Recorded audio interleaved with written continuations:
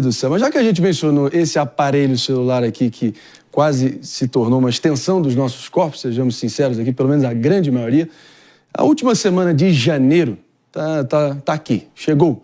E as aulas escolares, pessoal, voltaram nas escolas particulares e semana que vem é a vez da rede pública. E isso, claro, está acendendo um baita de um debate em torno do uso ou não dos celulares em sala de aula. E agora, afinal de contas, meu caro professor William Borghetti, como será que as crianças vão lidar com a falta do celular? Tem escola já flexibilizando um pouquinho, talvez, os critérios, e os alunos, inclusive, já estão confessando por aí que dão aquela espiadinha, para pegar uma expressão aqui do Pedro Bial na época de BBB, uma espiadinha no celular dentro da mochila. Como é que vai fazer para botar isso em prática?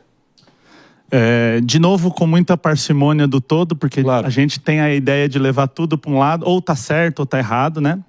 A gente sabe que, primeiro ponto, é impossível um ser humano prestar atenção em duas coisas cognitivas. A neurociência já mostra isso com muita facilidade. É só a gente tentar fazer um cálculo matemático e ler uma frase, né? O cérebro humano ele é incapaz de fazer duas coisas cognitivas ao mesmo tempo. Ou seja, olhar a rede social e assistir aula, impossível. Então, nesse ponto, eu vejo que a lei é muito assertiva de que não dá para ter o celular competindo junto com o professor. Ao mesmo tempo, se a gente pega de 2009, que foi quando chegou o celular, o smartphone no Brasil, até 2024, os nossos números do PISA não foram alterados. Ou seja, dizer que tirar o celular vai resolver o nosso problema da educação também está muito longe, exatamente pelo fato de que não é isso o problema, o celular só vem para dificultar. Eu quero ouvir vocês aqui. Muito interessante essa abordagem educacional, né? Esse paralelo de rendimento escolar com ou sem o celular. Mas eu tenho uma visão em relação a práticas criminosas, no caso de atos infracionais. O celular, ele facilita muito a prática do bullying, seja através de filmes, de fotos. E o bullying virtual, quando praticado, ele é permanente, ele se torna insustentável e permanente para a criança, e a gente sabe que aumentou muito com o celular índices de suicídio, índices de ataques em escola, em crianças que são vitimizadas por essa prática tão odiosa e covarde que é o bullying, né? Doutor, você me permite só um ponto nisso?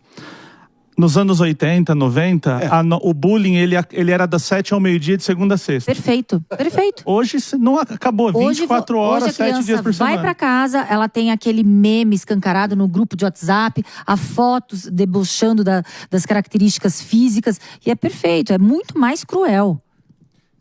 Sem dúvida alguma, é uma dimensão aqui que a gente tem que avaliar também nesse contexto inteiro, né, mano? Fica à vontade. Pois é, o meu ponto é sobre como o celular tem afetado o cérebro humano de um ponto de vista de criação de vício, né? Ou seja, as pessoas estão viciadas naquele estímulo rápido. E isso, eu concordo que o problema da educação brasileira não começou com o celular, mas na tua visão, qual seria a melhor forma pedagogicamente de lidar com o celular no ambiente escolar? Primeiro, a gente não pode ficar para trás em relação ao mundo com relação à questão da tecnologia. Para você ter uma ideia, hoje na China, eles usam uma tiarinha assim, que ele mede frequência cerebral. Então o professor está lá ensinando matemática e ele tem acesso a como os cérebros daquelas crianças estão agindo. Então, ele fala, aquele ali está pior na matemática, aquele está pior na... É meio assustador, né? Mas é uma ferramenta para o professor. Não tem assim, não lê a memória, nada. É a frequência mesmo, dizendo, olha, onde tem que acionar... Se você ler memória, aí é melhor fechar a porteira, né? Ainda o Miguel Nicoleles disse que a única coisa na vida, no mundo, que a gente ainda tem algum nível de privacidade é o cérebro humano, ainda, né? Ainda. Então, eu vejo que é importante. Mas, por exemplo, você ter a estrutura de tecnologia, de tablets, de celulares, de equipamentos da escola sem o acesso à rede social, seria o mundo perfeito. Mas esperar que o poder público toda a escola de periferia vá ter acesso a isso também chega a ser utópico. Mano, se você me permite aqui só trazer um ingrediente importante para a conversa aqui, foi nessa linha que a gente propôs a pergunta mais cedo aqui para a nossa querida audiência decretar o voto deles, a opinião deles, a gente sentiu o pulso da nossa audiência. E foi a seguinte pergunta: se você do outro lado acredita que o ambiente escolar vai ser mais produtivo sem os celulares. Vamos ver o que o pessoal respondeu. Olha só, me surpreendeu até essa divisão quase que na metade, né? Dizendo que sim, 57,9% dizendo que sim, enquanto 42,1% dizendo que não, mostrando que o que parece na superfície uma questão de consenso não é exatamente assim. Pepe. Não, mas um ponto interessante, você vê que realmente está dividida a opinião. Agora, eu quero colocar um ponto aqui, né, que é o seguinte, né? Claro que os celulares e tecnologia são importantes para a educação, para você pesquisar, fazer pesquisa, para você aprender, não é? O problema é que é impossível, como você colocou, você prestar atenção em duas coisas ao mesmo tempo. Tanto é que o mundo moderno, contemporâneo, ele está preparado para duas telas. O cineasta, quando faz um filme hoje em dia, ele está preparado para o cara pegar o celular toda hora e ficar vendo o filme dele ao mesmo tempo. Então, até os filmes estão menos inteligentes, né, nesse sentido, né? E isso você vai para outras áreas também. Mas essa afirmação de que o ser humano só presta atenção em uma coisa mesmo, minha mulher ia discordar, porque... Não, pera aí. Pera, ela só atividade cognitiva, ela pode fazer um negócio... Agora vai explodir. Você me permite. Agora vai explodir. Não, porque assim, o Mano falou algo que foi...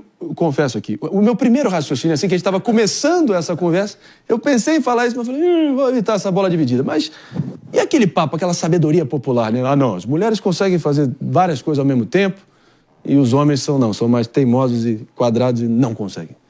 Eu vejo que... Fato ou fake? Fake. E eu, inclusive, vejo isso como a mulher que acha isso legal é um formato assim, por exemplo, a gente é tudo burro, põe na doutora Raquel aqui todo o trabalho e ela tem que fazer todo o trabalho porque ela é mulher e consegue ver um monte de coisa. O que acontece é, você consegue fazer uma ação cognitiva e mecânica ao mesmo tempo. Vamos pensar assim, lavar a louça e assistir uma aula. Movimento repetitivo, pedalar uma bicicleta enquanto ouve um podcast. Um podcast, um programa aqui como o Morning. Agora, duas coisas cognitivas ao mesmo tempo, o cérebro ele é monotarefa. Isso, a neurociência já tem isso muito bem esclarecido. Qual que é a grande questão? A mulher tem essa ideia que a gente vê realmente que ela está fazendo ali, porque desde criança ela é estimulada a fazer muita coisa ao mesmo tempo e acaba tendo uma sobrecarga, porque assim, já que é mulher e faz um monte de coisa, eu sou ignorante, deixa a mulher fazer. Exatamente. E aí solta a carga nas costas da mulher. Né? O papo tá bom, a gente está derivando aqui por vários caminhos interessantes, mas o Pepe estava concluindo o raciocínio, me perdoe, Pepe. Não, braveja comigo. Não. Fui eu que interrompi. Eu queria colocar o seguinte, e tem pesquisas recentes que mostram claramente, né, que as pessoas nascidas, né, das gerações estão tendo um desenvolvimento intelectual muito pior do que as gerações anteriores. Né? Isso mostra claramente um efeito maléfico do celular. Como que você acha que dá para a gente compatibilizar o uso da tecnologia e sabendo que a tecnologia faz mal também se for usada de forma errada? Porque é impossível também a criança estar com o celular aprendendo matemática no aplicativo Khan Academy e ao mesmo tempo não ter vontade de ver a rede social de uma hora ou outra, né? Essa questão da cognição está declinando, ela também tem uma... O Ariano Suassuna dizia o seguinte, existe a mentira deslavada e a estatística. A mentira deslavada e a estatística. E a estatística, exatamente. Então, às vezes, a estatística a gente consegue jogar ali para onde a gente quer, né, e tudo mais. Essa questão do QI é o seguinte, o QI médio mundial, ele é alinhado em 100. Então, o que quer dizer isso aqui? Se um país tem o QI de 85, o Brasil acho que tem 87, 88 QI médio, e o Japão tem lá 115, o que quer dizer? 100, o Reino Unido tem 100. 100 é o médio, o Japão está acima, o Brasil está abaixo. Essa é a medição. O que foi feito ao longo dos anos? O teste de QI foi atualizado. Então era como se um menino de hoje fizesse um teste de QI nos anos 90, ele teria 130, 150, perderia o conceito do 100 ser a margem. Então quando a gente diz assim, antigamente o Brasil era mais e hoje é menos, na verdade é o número, entende? A referência do que é médio mudou. Então, eu de verdade, quando a gente pega hoje uma criança de 2 anos, é inacreditável que uma criança de 2 anos tem de capacidade cognitiva que nós não tínhamos. Então, essa questão da cognição. Agora, o uso da tecnologia, ele traz o benefício de você poder estudar absolutamente qualquer coisa, você tem acesso aos melhores conteúdos de estudo de qualquer área, mas até foi uma pergunta que o Mano trouxe, que é o seguinte... essa pequena dopamina que a rede social traz, Sim. ela é mais maléfica do que aquela grande dopamina, por exemplo, da droga. Porque a droga bate, a dopamina dá um pico, a pessoa perde a consciência, chega a alucinar, né? A própria esquizofrenia é uma desregulação dopaminérgica, ou seja, a dopamina sobe muito, a pessoa entra num lugar num surto de alucinação. O celular não causa isso, só que o que ele causa? Pouquinho e muito. Então a gente não percebe. E aí quando você entra lá nos números do celular, fala, você destravou o celular 400 vezes num dia. É um absurdo. Então, eu vejo que tirar a rede social de dentro da sala de aula é fundamental para o estudo. Não vai resolver o problema da educação. Falar, agora sem o celular a gente vai voar. Vale o experimento. Vale, com toda certeza. E trazer a tecnologia para dentro da sala de aula. Porque, como eu disse, países desenvolvidos já estão muito à frente nessa questão. E, por exemplo, crianças que estão sendo alfabetizadas. Países desenvolvidos estão regredindo na tecnologia. Por quê? A criança não estava mais escrevendo, desenhando, utilizando as habilidades motoras. Então, nesse momento, regredir e já na fase ali do ensino fundamental e médio, progredir na tecnologia sem a rede social. Porque o nosso celular, quem trabalha com rede social sabe, a nossa vida se confunde, né? Você fala, vou mandar um e-mail, eu dou uma olhadinha no meu Instagram, aí eu falo com alguém importante, aí eu vou alternando isso. Você que tem filho ou filha aí em idade, principalmente do ensino médio, não só no Brasil, mas com certeza no mundo, essa é a pauta da vez, a bola da vez já há muitos anos e vem ganhando contornos dramáticos e medidas aí drásticas também. Vamos, claro, estar trazendo aqui o resultado disso. Ainda vai demorar alguns anos, mas nosso neurocomunicador do Brasil, William Borghetti, professor William Borghetti, vai estar aqui com a gente atualizando sempre. No momento onde eu vou partir aqui para me despedir de quem está nos ouvindo, que nos prestigiou pela rede Jovem Pan de Rádio, o Morning Show fica por aqui para vocês. Valeu! E a gente segue aqui o assunto que tá bom. Fica à vontade aqui, Pepe, mano, delegada. Sabe que eu percebi que eu tava com a cabeça viciada. Mano Ferreira. Passei uns meses sem ler romance. Fui ler um romance, né? Um livro de literatura. Dormiu. Não, e eu fiquei... De repente, eu senti um ímpeto de olhar o celular. Sim. E eu fiquei, meu Deus do céu, mas o que é isso? Eu tô condicionado. E aí eu passei a tentar me disciplinar mais de passar horas sem olhar o celular à noite. Porque eu fiquei preocupado comigo mesmo. Até o nosso romântico poeta Mano Ferreira. Meu Deus do céu. Mas essa alta conectividade que as crianças já nascem, parece de forma intuitiva, de forma instintiva. Sim. Também não desenvolve uma outra esfera do cérebro que nós não tínhamos desenvolvimento?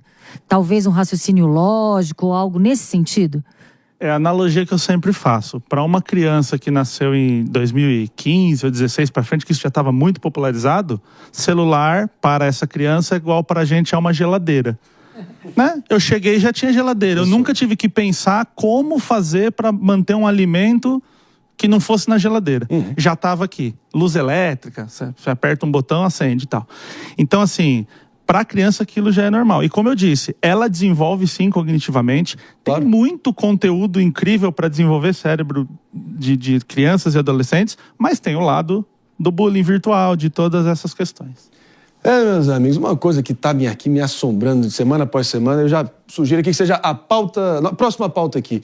Como é que essas escolas hoje em dia, ensino médio principalmente, Brasil e mundo afora, estão fazendo para controlar o acesso dos alunos com a inteligência artificial que podem fazer o dever de casa delas numa fração de segundos? Essa é a pauta que eu fico me perguntando quase todo dia. Então, tá sugerida aqui a próxima. Deixa a bola pingando.